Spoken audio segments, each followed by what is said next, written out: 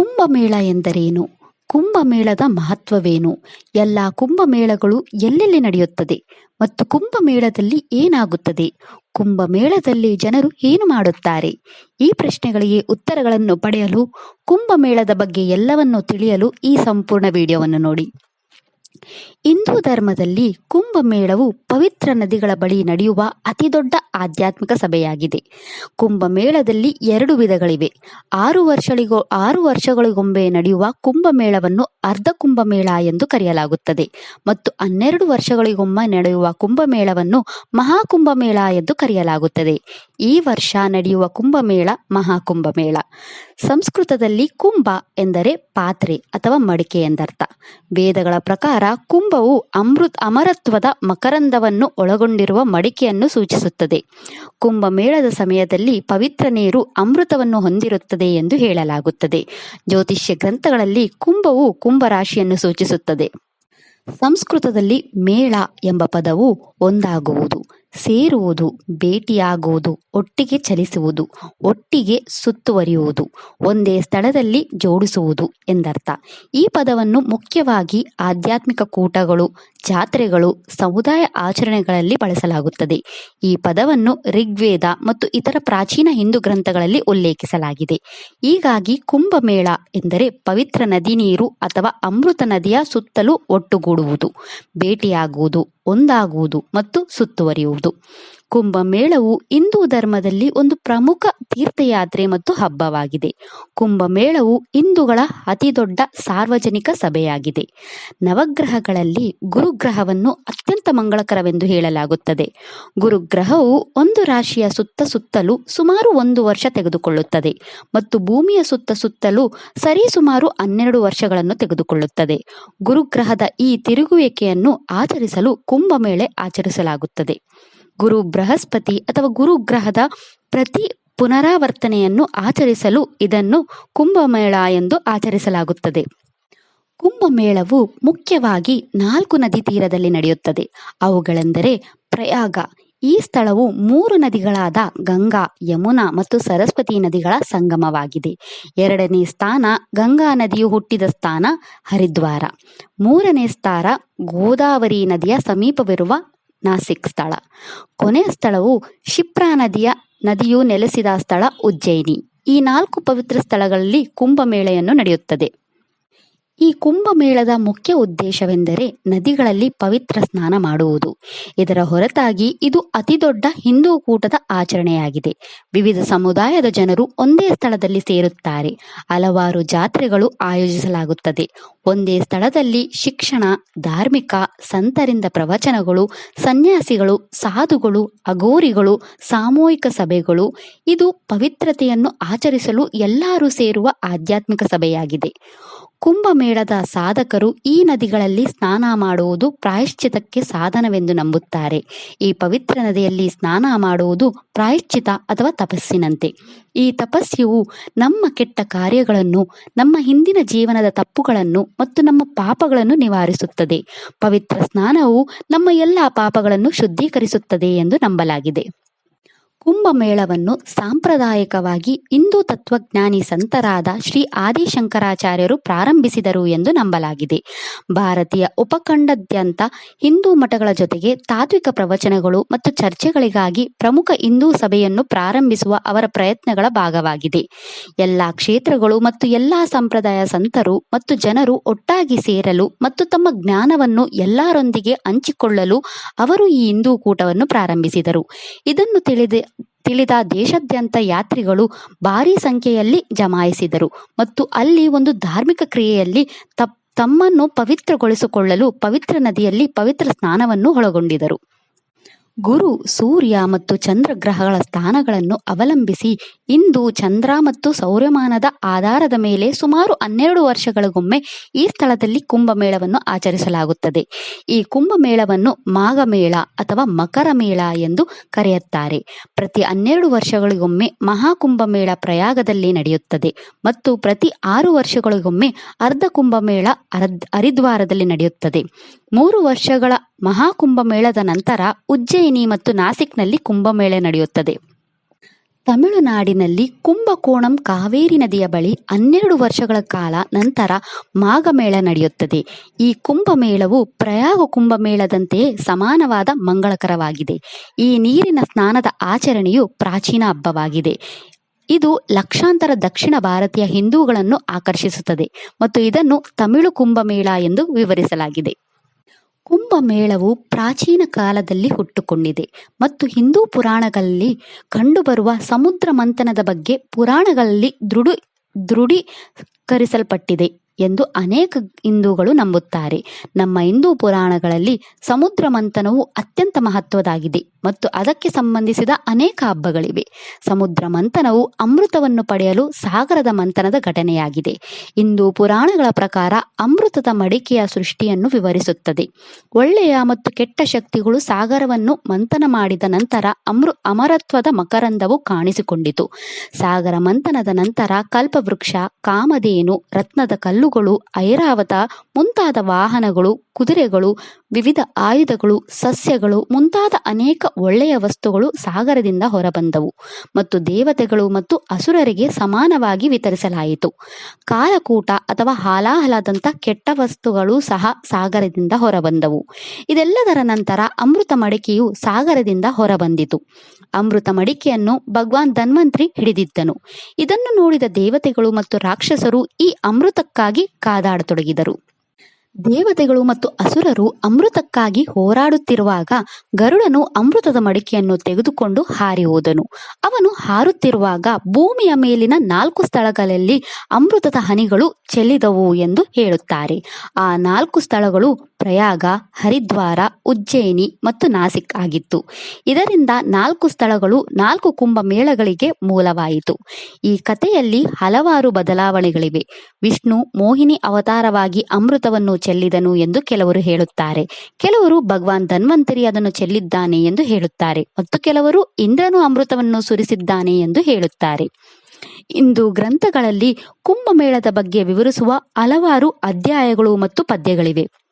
ಪ್ರಯಾಗ ಮತ್ತು ಕುಂಭಮೇಳದ ಮಹತ್ವವನ್ನು ವೇದಗಳು ಮತ್ತು ಪುರಾಣಗಳಲ್ಲಿ ಉಲ್ಲೇಖಿಸಲಾಗಿದೆ. ಪ್ರಯಾಗದಲ್ಲಿ ಗಂಗಾ, ಯಮುನಾ ಮತ್ತು ಸರಸ್ವತಿ ನದಿಗಳ ಪವಿತ್ರ ಸಂಗಮ ಮತ್ತು ಪ್ರಯಾಗಕ್ಕೆ ತೀರ್ಥಯಾತ್ರೆಯನ್ನು ಪ್ರಯಾಗ ಮಹಾತ್ಮೆಯಲ್ಲಿ ಉಲ್ಲೇಖಿಸಲಾಗಿದೆ. ಅದರಲ್ಲಿ ಈ ಪವಿತ್ರ ಪ್ರಯಾಗ ಸ್ನಾನದ ಆಚರಣೆ ಮತ್ತು ಪ್ರಯಾಗದ ಶ್ರೇಷ್ಠತೆಯ ಬಗ್ಗೆ ಉಲ್ಲೇಖಿಸಲಾಗಿದೆ. ಇದರ ಹೊರತಾಗಿ ಪ್ರಯಾಗ ಮತ್ತು ಸ್ನಾನದ ತೀರ್ಥಯಾತ್ರೆಯ ಉಲ್ಲೇಖವು ಋಗ್ವೇದದಲ್ಲಿ ಕಂಡುಬರುತ್ತದೆ ಮತ್ತು ಇದನ್ನು ಮತ್ಸ್ಯ ಪುರಾಣದಲ್ಲಿ ಪ್ರಯಾಗ ನದಿಯ ಮಹತ್ವವನ್ನು ಉಲ್ಲೇಖಿಸಲಾಗಿದೆ. ಈ 2 ಪುರಾಣಗಳ ಪ್ರಕಾರ ಪ್ರಯಾಗದಲ್ಲಿ ಸ್ನಾನ ಮಾಡುವುದರಿಂದ ಕ್ರೂರ ಮತ್ತು ದುಷ್ಟ ಕೆಲಸಗಳು ತೊಡೆದು ಹಾಕುತ್ತವೆ. ಈ ಪವಿತ್ರ ಸ್ನಾನವನ್ನು ಮಾಡುವ ಸದ್ಗುಣವಂತನು ಹೃದಯದಲ್ಲಿ ಶುದ್ಧನಾಗಿರಬೇಕು ಮತ್ತು ಕ್ರಿಯೆಯಲ್ಲಿ ನ್ಯಾಯಯುತವಾಗಿರಬೇಕು ಎಂದು ಹೇಳುತ್ತದೆ. ಮಹಾಭಾರತವು ಪ್ರಯಾಗ್ನಲ್ಲಿ ಸ್ನಾನದ ತೀರ್ಥಯಾತ್ರೆಯನ್ನು ಪ್ರಾಯಶ್ಚಿತದ ಸಾಧನವಾಗಿ ಉಲ್ಲೇಖಿಸುತ್ತದೆ. ನಮ್ಮ ಜೀವನದ ಇಂದಿನ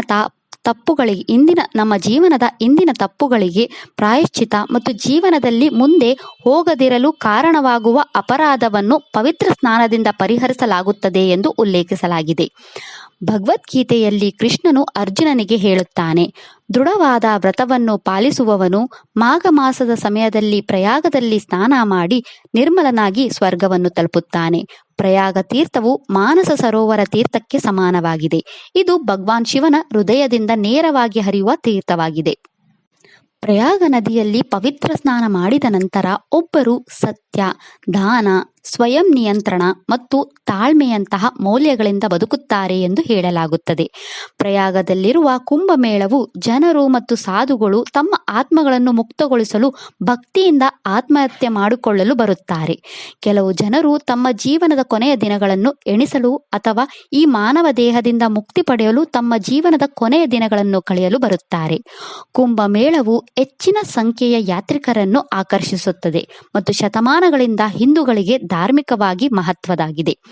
ಐತಿಹಾಸಿಕವಾಗಿ ಕುಂಭಮೇಳದಲ್ಲಿ ಪ್ರಮುಖ ಐತಿಹಾಸಿಕ ಮತ್ತು ಆಧ್ಯಾತ್ಮಿಕ ಘಟನೆಗಳು ನಡೆಯುತ್ತವೆ. ಕುಂಭಮೇಳದ ಸಮಯದಲ್ಲಿ ಮಠ ಅಥವಾ ಪೀಠಗಳಿಗೆ ಹೊಸ ನೇಮಕಾತಿಗಳನ್ನು ನಡೆಯುತ್ತವೆ. ಸಾಮೂಹಿಕ ಪ್ರಾರ್ಥನೆಗಳು ಮತ್ತು ಸಮುದಾಯ ಗಾಯನ ಆಧ್ಯಾತ್ಮಿಕ ಚರ್ಚೆಗಳು ನಡೆಯುತ್ತವೆ, ಜಾತ್ರೆಗಳನ್ನು ಏರ್ಪಡಿಸಲಾಗುತ್ತದೆ ಮತ್ತು ಮನೋರಂಜನೆಯನ್ನು ಆಯೋಜಿಸಲಾಗುತ್ತದೆ. ಪ್ರಾರ್ಥನೆಯೊಂದಿಗೆ ನದಿಯ ನೀರಿನಲ್ಲಿ ಸ್ನಾನ ಮಾಡುವುದು ಎಲ್ಲ ಯಾತ್ರಿಗಳಿಗೆ ಕುಂಭಮೇಳದ ಕೇಂದ್ರೀ ಆಚರಣೆಯಾಗಿದೆ. ಸಾಂಪ್ರದಾಯಿಕವಾಗಿ ಅಮಾವಾಸ್ಯೆ ಮತ್ತು ಪೂರ್ಣಿಮೆ ಸ್ನಾನಕ್ಕೆ ಅತ್ಯಂತ ಪ್ರಿಯವಾದ ದಿನವಾಗಿದೆ. ಈ ಪವಿತ್ರ ಸ್ನಾನಕ್ಕೆ ಹಿಂದೂ ಯಾತ್ರಿಕರು ಸಾಧುಗಳನ್ನು ಸ್ವಾಗತಿಸುತ್ತಾರೆ ಮತ್ತು ಸಾಧುಗಳು ಮೊದಲು ಸ್ನಾನ ಮಾಡಲು ಕಾಯುತ್ತಾರೆ. ಈ ಘಟನೆಯನ್ನು ಶಾಹಿ ಸ್ನಾನ ಅಥವಾ ರಾಜಯೋಗಿ ಸ್ನಾನ ಎಂದು ಕರೆಯಲಾಗುತ್ತದೆ. ಸನ್ಯಾಸಿಗಳ ಈ ಮೆರವಣಿಗೆ ದೊಡ್ಡ ಜನ ಸಮೂಹವು ಗೌರವ ಮತ್ತು ಹರ್ಷ ಉತ್ಸಾಹದಿಂದ ಸೇರುತ್ತಾರೆ. ಒಮ್ಮೆ ಸನ್ಯಾಸಿಗಳು ಮತ್ತು ಸಾಧುಗಳು ನದಿಯಲ್ಲಿ ಪವಿತ್ರ ಸ್ನಾನ ಮಾಡಿದ ನಂತರ ಇತರ ಹಿಂದೂ ಯಾತ್ರಿಕರಿಂದ ಪವಿತ್ರ ಸ್ನಾನ ನಡೆಯಲಾಗುತ್ತದೆ. ಸಾಧುಗಳು ಮತ್ತು ಸಂತರು ಸಾಮಾನ್ಯ ಜನರ ಮೊದಲು ಪವಿತ್ರ ನದಿಯಲ್ಲಿ ಪವಿತ್ರ ಸ್ನಾನ ಮಾಡುವುದರಿಂದ ಪವಿತ್ರ ನದಿಯನ್ನು ಇನ್ನಷ್ಟು ಪವಿತ್ರಗೊಳಿಸಲಾಗುತ್ತದೆ ಎಂದು ಹೇಳಲಾಗುತ್ತದೆ. ಸಾಮಾನ್ಯ ಜನರು ಸ್ನಾನ ಮಾಡುವ ಮೊದಲು ಸಾಧುಗಳು ಮತ್ತು ಸಂತರು ಪವಿತ್ರ ನದಿಯಲ್ಲಿ ಸ್ನಾನ ಮಾಡುತ್ತಾರೆ, ಏಕೆಂದರೆ ಸಾಧುಗಳು ಪವಿತ್ರ ನದಿಯಲ್ಲಿ ಸ್ನಾನ ಮಾಡಿದಾಗ ಅವರ ಜ್ಞಾನ ಮತ್ತು ಅವರ ತಪಶಕ್ತಿ ಪವಿತ್ರ ನದಿಗೆ ಸೇರುತ್ತದೆ. ಇದರಿಂದ ನಾವು ಎಲ್ಲ ಪವಿತ್ರ ಸಾಧು ಸಂತರ ಆಶೀರ್ವಾದವನ್ನು ಪಡೆಯುತ್ತೇವೆ. ಕುಂಭಮೇಳ ಪ್ರಾರಂಭವಾಗುವ ಮೊದಲು ಪ್ರಯಾಗ್ರಾಜ್ನ ಪ್ರಧಾನ ಧರ್ಮಗುರುಗಳು ಖಾಸಗಿಯಾಗಿ ನದಿಯಲ್ಲಿ ಸರಳವಾಗಿ ಪವಿತ್ರ ಸ್ನಾನ ಮಾಡುತ್ತಾರೆ. ಜನರು ತಮ್ಮ ಕೂದಲನ್ನು ಅರ್ಪಿಸುವ ಮೂಲಕ ಮತ್ತು ಹೂವುಗಳು, ಸಿಂಧೂರ, ನೀರು, ಹಾಲು, ತೆಂಗಿನಕಾಯಿ, ದೀಪಗಳನ್ನು ನದಿಗೆ ಅರ್ಪಿಸುತ್ತಾರೆ. ಸ್ತೋತ್ರಗಳ ಪಠಣದೊಂದಿಗೆ ಪ್ರಾರ್ಥನೆಗಳನ್ನು ಸಲ್ಲಿಸುವ ಮೂಲಕ ಆಚರಣೆಗಳನ್ನು ಮಾಡುತ್ತಾರೆ. ಒಬ್ಬರ ಪೂರ್ವಜರ ಗೌರವಾರ್ಥವಾಗಿ ಪವಿತ್ರ ನದಿಯ ಬಳಿ ಶ್ರಾದ್ದವನ್ನು ನಡೆಸಲಾಗುತ್ತದೆ. ಪುರೋಹಿತರು ನೇತೃತ್ವದಲ್ಲಿ ನದಿಯ ಬಳಿ ಯಾಗಗಳನ್ನು ನಡೆಸಲಾಗುತ್ತದೆ. ಪವಿತ್ರ ನದಿಯ ಬಳಿ ಜನರು ಧ್ಯಾನ, ಸಂಧ್ಯಾವಂದನೆ, ಸೂರ್ಯಾರ್ಘ್ಯವನ್ನು ಮಾಡುವುದನ್ನು ನಾವು ನೋಡಬಹುದು. ಈ ನದಿ ತೀರದ ಆಚರಣೆಗಳ ನಂತರ ಯಾತ್ರಿಕರು ಪ್ರಯಾಗ್ನಲ್ಲಿರುವ ಹಳೆಯ ಹಿಂದೂ ದೇವಾಲಯಗಳಿಗೆ ಭೇಟಿ ನೀಡುತ್ತಾರೆ. ಕುಂಭಮೇಳದ ಸ್ಥಳಗಳ ತೀರ್ಥ ಮತ್ತು ನಂತರ ಈ ಪವಿತ್ರ ನದಿಗಳಲ್ಲಿ ಸ್ನಾನ ಮಾಡುವುದು ಮೋಕ್ಷ, ಅಂದರೆ ಮರುಜನ್ಮದ ಚಕ್ರದಿಂದ ಮುಕ್ತಾಯ ಮೌಲ್ಯವನ್ನು ಹೊಂದಿದೆ ಎಂದು ನಂಬಿಕೆಯ ಅತ್ಯಂತ ಮಹತ್ವದಾಗಿದೆ. ತೀರ್ಥಯಾತ್ರೆಯನ್ನು ಹಿಂದೂ ಗ್ರಂಥಗಳಲ್ಲಿ ತಪ್ಪು ಮಾಡಿದವರಿಗೆ ಅಥವಾ ಪಾಪ ಮಾಡಿದವರಿಗೆ ತೀರ್ಥಯಾತ್ರೆಗೆ ಹೋಗಲು ಶಿಫಾರಸು ಮಾಡಲಾಗುತ್ತದೆ. ಅವರ ದೋಷಗಳಿಗಾಗಿ ಪಶ್ಚಾತ್ತಾಪ ಪಡಲು ಮತ್ತು ಈ ತಪ್ಪುಗಳಿಗೆ ಪ್ರಾಯಶ್ಚಿತ್ತ ಸಾಧನವಾಗಿದೆ. ತಪಸ್ಸು ಮಾಡುವ ಪ್ರೇರಣೆಯೊಂದಿಗೆ ಮತ್ತು ಸ್ವಯಂ ಶುದ್ಧೀಕರಣದ ಸಾಧನಕ್ಕಾಗಿ ಪವಿತ್ರ ನದಿಗಳಿಗೆ ತೀರ್ಥ ಸ್ನಾನ ಮಾಡುವುದು ವೇದಿಕ ಪೂರ್ವ ನಿದರ್ಶನಗಳಲ್ಲಿ ಒಂದಾಗಿದೆ ಮತ್ತು ಇದನ್ನು ಹಿಂದೂ ಧರ್ಮದ ಆರಂಭಿಕ ಧರ್ಮ ಸಾಹಿತ್ಯದಲ್ಲಿ ಚರ್ಚಿಸಲಾಗಿದೆ. ಮಹಾಭಾರತದಲ್ಲಿ ಕುರುಕ್ಷೇತ್ರ ಯುದ್ಧದ ನಂತರ ರಾಜ ಯುಧಿಷ್ಠಿರನು ಅನೇಕರನ್ನು ಕೊಂದ ಮಹಾಯುದ್ಧದ ಹಿಂಸಾಚಾರದಲ್ಲಿ ಭಾಗವಹಿಸಿದ ನಂತರ ದುಃಖ ಮತ್ತು ಹತಾಶೆಯಿಂದ ತುಂಬಿದ ಸ್ಥಿತಿಯಲ್ಲಿದ್ದ. ನಂತರ ಅವನು ಒಬ್ಬ ಸಂತನನ್ನು ಭೇಟಿಯಾದ. ಸಂತನು ರಾಜ ಯುಧಿಷ್ಠಿರನಿಗೆ ಹೇಳುತ್ತಾನೆ, ಅವನು ಪ್ರಯಾಗಕ್ಕೆ ತೀರ್ಥಯಾತ್ರೆಗೆ ಹೋಗಲು ಮತ್ತು ಪ್ರಾಯಶ್ಚಿತವಾಗಿ ಗಂಗಾ ನದಿಯಲ್ಲಿ ಸ್ನಾನ ಮಾಡಲು ಸಲಹೆ ನೀಡುತ್ತಾನೆ. ಕೆಲವು ಯಾತ್ರಿಗಳು ಕುಂಭಮೇಳಕ್ಕೆ ಸಾಕಷ್ಟು ದೂರದವರೆಗೆ ನಡೆದುಕೊಂಡು ಹೋಗುತ್ತಾರೆ ಮತ್ತು ಕುಂಭಮೇಳಕ್ಕೆ ಬರಿಗಾಲಿನಲ್ಲಿ ಬರುತ್ತಾರೆ. ಇದು ಧಾರ್ಮಿಕ ಸಂಪ್ರದಾಯದ ಒಂದು ಭಾಗವಾಗಿದೆ. ಹೆಚ್ಚಿನ ಯಾತ್ರಿಗಳು ಕುಂಭಮೇಳದಲ್ಲಿ 1 ಅಥವಾ 2 ದಿನ ತಂಗುತ್ತಾರೆ, ಆದರೆ ಕೆಲವರು ಕುಂಭಮೇಳದ ಸಮಯದಲ್ಲಿ ಸಂಪೂರ್ಣ ಮಾಘಮಾಸದಲ್ಲಿ ಉಳಿಯುತ್ತಾರೆ. ಅವರು ತಮ್ಮ ವಾಸ್ತವ್ಯದ ಸಮಯದಲ್ಲಿ ಕಠಿಣ ಜೀವನವನ್ನು ನಡೆಸುತ್ತಾರೆ. ಅವರು ಆಧ್ಯಾತ್ಮಿಕ ಪ್ರವಚನಗಳಿಗೆ ಹಾಜರಾಗುತ್ತಾರೆ, ಉಪವಾಸ ಮಾಡುತ್ತಾರೆ ಮತ್ತು ಇಡೀ ತಿಂಗಳು ಪ್ರಾರ್ಥಿಸುತ್ತಾರೆ. ಈ ಕುಂಭ ಯಾತ್ರಿಗಳನ್ನು ಕಲ್ಪವಾಸಿಗಳು ಎಂದು ಕರೆಯಲಾಗುತ್ತದೆ. ಕುಂಭಮೇಳ ಉತ್ಸವದ ಸ್ಥಳವನ್ನು ಸಂಪ್ರದಾಯದ ಮೂಲಕ ಕಟ್ಟುನಿಟ್ಟಾಗಿ ಸಸ್ಯಾಹಾರಿಯಾಗಿ ಇರಿಸಲಾಗುತ್ತದೆ, ಏಕೆಂದರೆ ಪ್ರಾಣಿಗಳ ವಿರುದ್ಧ ಹಿಂಸೆಯನ್ನು ಸ್ವೀಕಾರವಿಲ್ಲ ಎಂದು ಪರಿಗಣಿಸಲಾಗುತ್ತದೆ. ಅನೇಕ ಯಾತ್ರಿಕರು ಅರ್ಧ ದಿನ ಉಪವಾಸ ಅಥವಾ ಪೂರ್ಣ ವ್ರತವನ್ನು ಮಾಡುತ್ತಾರೆ. ಕೆಲವರು ವಿಸ್ತಾರವಾದ ಊಟದಿಂದ ದೂರವಿರುತ್ತಾರೆ.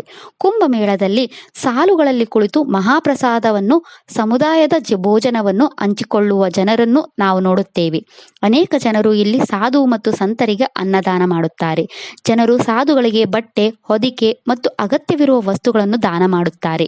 ಸಂಪ್ರದಾಯದ ಪ್ರಕಾರ ಕುಟುಂಬಗಳು ಮತ್ತು ಕಂಪನಿಗಳು ಈ ಅನ್ನದಾನವನ್ನು ವಿಶೇಷವಾಗಿ ಸನ್ಯಾಸಿಗಳಿಗೆ ಮತ್ತು ಬಡ ಯಾತ್ರಿಗಳಿಗೆ ಏರ್ಪಡಿಸುತ್ತಾರೆ. ಭಾರತದ ವಿವಿಧ ರಾಜ್ಯಗಳಿಂದ ಭಕ್ಷ್ಯಗಳನ್ನು ನೀಡುವ ಮೂಲಕ ಆಹಾರ ಮಳಿಗೆಗಳನ್ನು ಏರ್ಪಡಿಸುತ್ತಾರೆ. ಕುಂಭಮೇಳದ ಇತರ ಚಟುವಟಿಕೆಗಳು ಧಾರ್ಮಿಕ ಚರ್ಚೆಗಳನ್ನು, ಪ್ರವಚನ, ಕೀರ್ತನೆಗಳು, ಭಕ್ತಿಯ ಗಾಯನ ಮತ್ತು ಧಾರ್ಮಿಕ ಸಭೆಗಳು, ಸಿದ್ಧಾಂತಗಳ ಚರ್ಚೆ ಮತ್ತು ಶಾಸ್ತ್ರಾರ್ಥ. ಹಬ್ಬದ ಮೈದಾನವು ಆಚರಣೆಗಳ ವ್ಯಾಪಕವಾದ ಸಾಂಸ್ಕೃತಿಕ ಪ್ರದರ್ಶನಗಳನ್ನು ಸಹ ಒಳಗೊಂಡಿದೆ. ಇವುಗಳಲ್ಲಿ ಭಾರತೀಯ ಕಲೆಗಳ ಸ್ಥಳಗಳು, ಲೇಸರ್ ಬೆಳಕಿನ ಪ್ರದರ್ಶನಗಳು, ಶಾಸ್ತ್ರೀಯ ಸಂಗೀತ ಮತ್ತು ನೃತ್ಯ ಪ್ರದರ್ಶನಗಳು ಸೇರಿವೆ. ಭಾರತದ ವಿವಿಧ ಭಾಗಗಳ ಜನರು ನದಿಯ ಬಳಿ ದೋಣಿ ಸವಾರಿಯನ್ನು ಆನಂದಿಸುತ್ತಾರೆ. ಪ್ರವಾಸಿಗಾರರು ಐತಿಹಾಸಿಕ ಸ್ಥಳಗಳು ಮತ್ತು ನದಿಯ ಸಮೀಪವಿರುವ ಹಳೆಯ ದೇವಾಲಯಗಳನ್ನು ವೀಕ್ಷಿಸುತ್ತಾರೆ ಮತ್ತು ಯೋಗ ಪ್ರವೀಣರು ಮತ್ತು ಆಧ್ಯಾತ್ಮಿಕ ಪ್ರವಚನಗಳನ್ನು ವೀಕ್ಷಿಸಲು ಸನ್ಯಾಸಿಗಳ ಶಿಬಿರಗಳಿಗೆ ಭೇಟಿ ನೀಡುತ್ತಾರೆ. ಕುಂಭಮೇಳದ ದರ್ಶನ ಅಥವಾ ವೀಕ್ಷಣೆಯು ಕುಂಭಮೇಳದ ಒಂದು ಪ್ರಮುಖ ತಾಣವಾಗಿದೆ. ಅನೇಕ ಜನರು ಕುಂಭಮೇಳವನ್ನು ವಿಶೇಷವಾಗಿ ವೀಕ್ಷಿಸಲು ಭೇಟಿ ನೀಡುತ್ತಾರೆ ಮತ್ತು ಅವರು ಕುಂಭಮೇಳದ ಧಾರ್ಮಿಕ ಮತ್ತು ಜಾತ್ಯತೀತ ಅಂಶಗಳೆರಡನ್ನೂ ಅನುಭವಿಸುತ್ತಾರೆ. ಎರಡು ಪ್ರಮುಖ ಗುಂಪುಗಳಾದ ಕುಂಭಮೇಳದಲ್ಲಿ ಭಾಗವಹಿಸುವವರಲ್ಲಿ ಸಾಧುಗಳು ಮತ್ತು ಸಾಮಾನ್ಯ ಯಾತ್ರಿಗಳು ಸೇರಿದ್ದಾರೆ. ತಮ್ಮ ನಿರಂತರ ಯೋಗಾಭ್ಯಾಸಗಳ ಮೂಲಕ ಸಾಧುಗಳು ಜೀವನದ ಕ್ಷಣಿಕ ಅಂಶವನ್ನು ಸ್ಪಷ್ಟಪಡಿಸುತ್ತಾರೆ. ಹೆಚ್ಚಿನ ಹಿಂದೂ ಸಾರ್ವಜನಿಕರಿಗೆ ತಮ್ಮನ್ನು ತಾವು ಲಭ್ಯವಾಗುವಂತೆ ಮಾಡಲು ಸಾಧುಗಳು ಕುಂಭಮೇಳಕ್ಕೆ ಪ್ರಯಾಣಿಸುತ್ತಾರೆ. ಇದು ಹಿಂದೂ ಸಾರ್ವಜನಿಕರಿಗೆ ಸಾಧುಗಳೊಂದಿಗೆ ಮಾತನಾಡಲು ಮತ್ತು ಅವರ ದರ್ಶನ ಪಡೆಯಲು ಅವಕಾಶ ನೀಡುತ್ತದೆ. ಇದು ಅವರ ಆಧ್ಯಾತ್ಮಿಕ ಜೀವನದಲ್ಲಿ ಸೂಚನೆ ಅಥವಾ ಸಲಹೆಯನ್ನು ಪಡೆಯುವ ಸಮಯ. ಹಿಂದೂ ಆರಾಧಕರಿಗೆ ಸಾಧುಗಳಿಗೆ ಪ್ರವೇಶವನ್ನು ನೀಡುವ ಶಿಬಿರಗಳಲ್ಲಿ ಕುಂಭಮೇಳವನ್ನು ಏರ್ಪಡಿಸಲಾಗಿದೆ. ಸಾಧುಗಳನ್ನು ನೋಡುವುದನ್ನು ಎಚ್ಚರಿಕೆಯಿಂದ ನಿರ್ವಹಿಸಲಾಗುತ್ತದೆ ಮತ್ತು ಆರಾಧಕರು ಸಾಮಾನ್ಯವಾಗಿ ಅವರ ಪಾದಗಳಲ್ಲಿ ದಕ್ಷಿಣೆಯನ್ನು ಇಡುತ್ತಾರೆ. ಸಾಧುಗಳು ನಮ್ಮ ಧರ್ಮ ರಕ್ಷಕರು. ಇಡೀ ದೇಶದಲ್ಲಿ ವಾಸಿಸುವ ಸಾಧುಗಳು ಈ ಕುಂಭಮೇಳದಲ್ಲಿ ಸೇರುತ್ತಾರೆ. ಅವರು ತಮ್ಮ ಗುರುಗಳನ್ನು ಭೇಟಿ ಮಾಡುತ್ತಾರೆ ಮತ್ತು ಇತರ ಸಾಧುಗಳನ್ನು ಭೇಟಿ ಮಾಡುತ್ತಾರೆ ಮತ್ತು ತಮ್ಮ ಜ್ಞಾನವನ್ನು ಪರಸ್ಪರ ಹಂಚಿಕೊಳ್ಳುತ್ತಾರೆ. ಕುಂಭಮೇಳವು ಕೋಟ್ಯಾಂತರ ಹಿಂದೂ ಯಾತ್ರಿಗಳ ಆಧ್ಯಾತ್ಮಿಕ ಹಬ್ಬವಾಗಿದೆ. ಹಿಂದೂ ಸಾಧುಗಳು, ವಿವಿಧ ಕ್ಷೇತ್ರಗಳ ಸಂತರು, ಸನ್ಯಾಸಿಗಳು ವಿವಿಧ ಸಂಪ್ರದಾಯಗಳಿಂದ ಪವಿತ್ರ ಸ್ನಾನ ಮಾಡುವ ಮೂಲಕ ಪ್ರಯಾಗ್ ನದಿಯನ್ನು ಪೂಜಿಸಲು, ಪಾಪಗಳನ್ನು ತೊಡೆದುಹಾಕಲು ಮತ್ತು ಆಧ್ಯಾತ್ಮಿಕ ಜ್ಞಾನವನ್ನು ಪಡೆಯಲು ಒಟ್ಟಿಗೆ ಸೇರುತ್ತಾರೆ. ಎಲ್ಲ ಹಿಂದೂ ಯಾತ್ರಿಗಳನ್ನು ಒಂದೇ ಸ್ಥಳದಲ್ಲಿ ನೋಡುವ ಅಪರೂಪದ ತಾಣವಾಗಿದೆ ಕುಂಭಮೇಳ. ನಮ್ಮ ಹಿಂದೂ ಧರ್ಮದ ರಕ್ಷಕರಾದ ಸಾಧುಗಳು ಅಥವಾ ಅಘೋರಿಗಳು ಈ ಕುಂಭಮೇಳಕ್ಕಾಗಿ ವರ್ಷಪೂರ್ತಿ ಕಾಯುತ್ತಾರೆ. ಇಡೀ ವಿಶ್ವಕ್ಕೆ ಧ್ಯಾನ ಮಾಡುವ ಮತ್ತು ತಪಸ್ಸನ್ನು ಮಾಡುವ ಸಾಧುಗಳು ಕುಂಭಮೇಳದಲ್ಲಿ ಪವಿತ್ರ ಸ್ನಾನ ಮಾಡಲು ವರ್ಷಗಳ ಕಾಲ ಕಾಯುತ್ತಾರೆ. ಸಾಧುಗಳು ಮತ್ತು ಸಂತರು ಹೊರತಾಗಿ ಅನೇಕ ಹಿಂದೂ ಯಾತ್ರಿಕರು ಪವಿತ್ರ ಸ್ನಾನ ಮಾಡಲು ಮತ್ತು ಮೋಕ್ಷದ ಭರವಸೆಯಲ್ಲಿ ಕುಂಭಮೇಳಕ್ಕೆ ಬರುತ್ತಾರೆ. ಮಹಾಕುಂಭವು ನಂಬಿಕೆ, ಭಕ್ತಿ ಮತ್ತು ಸಂಸ್ಕೃತಿಯ ಪವಿತ್ರ ಸಂಗಮದಲ್ಲಿ ಅಸಂಖ್ಯಾತ ಜನರನ್ನು ಒಟ್ಟುಗೂಡಿಸುತ್ತದೆ. ಮಹಾಕುಂಭವು ಭಾರತದ ಕಾಲಾತೀತ ಆಧ್ಯಾತ್ಮಿಕ ಪರಂಪರೆಯನ್ನು ಸಾಕಾರಗೊಳಿಸುತ್ತದೆ ಮತ್ತು ನಂಬಿಕೆ ಮತ್ತು ಸಾಮರಸ್ಯವನ್ನು ಆಚರಿಸುತ್ತದೆ. ಕುಂಭಮೇಳಕ್ಕೆ ಭೇಟಿ ನೀಡಲು ಸಾಧ್ಯವಾಗದ ಜನರು ಹತ್ತಿರದ ನದಿಗೆ ಭೇಟಿ ನೀಡಿ ಆ ನದಿಯನ್ನು ಪ್ರಯಾಗ ನದಿ ಎಂದು ಭಾವಿಸಿ ಪವಿತ್ರ ಸ್ನಾನ ಮಾಡಬಹುದು. ಹತ್ತಿರದ ನದಿಗೆ ಭೇಟಿ ನೀಡಲು ಸಾಧ್ಯವಾಗದ ಜನರು ಮಕರ ಸಂಕ್ರಾಂತಿಯ ದಿನದಂದು 11 ಬಾರಿ ಸ್ನಾನ ಮಂತ್ರವನ್ನು ಪಠಿಸುವ ಮೂಲಕ ಮುಂಜಾನೆ ಸ್ನಾನ ಮಾಡಬಹುದು. ಆ ಸ್ನಾನ ಮಂತ್ರವು ಹೀಗಿದೆ: ಗಂಗೆ ಚ ಯಮುನಶ್ಚೈವ ಗೋದಾವರಿ ಸರಸ್ವತಿ ನರ್ಮದಾ ಸಿಂಧು ಕಾವೇರಿ ಜಲಸ್ಮಿನ್ ಸನ್ನಿಧಿಂ ಕುರು. ಈ ಮಂತ್ರವು ಎಲ್ಲ ಪವಿತ್ರ ನದಿಗಳ ಅನುಗ್ರಹವನ್ನು ನೀಡುತ್ತದೆ ಮತ್ತು ಈ ಮಂತ್ರವನ್ನು ಪಠಿಸುವುದರಿಂದ ಎಲ್ಲ ನದಿಗಳಲ್ಲಿ ಸ್ನಾನ ಮಾಡಿದ ಪುಣ್ಯವನ್ನು ನೀಡುತ್ತದೆ. ಇದಿಷ್ಟು ಪವಿತ್ರ ಕುಂಭಮೇಳದ ಬಗ್ಗೆ. ಈ ವಿಡಿಯೋ ಇಷ್ಟ ಆದರೆ ಲೈಕ್ ಮಾಡಿ, ಶೇರ್ ಮಾಡಿ ಮತ್ತು ಚಾನೆಲ್ ಸಪೋರ್ಟ್ ಮಾಡೋಕೆ ಸಬ್ಸ್ಕ್ರೈಬ್ ಮಾಡಿ. ಧನ್ಯವಾದಗಳು.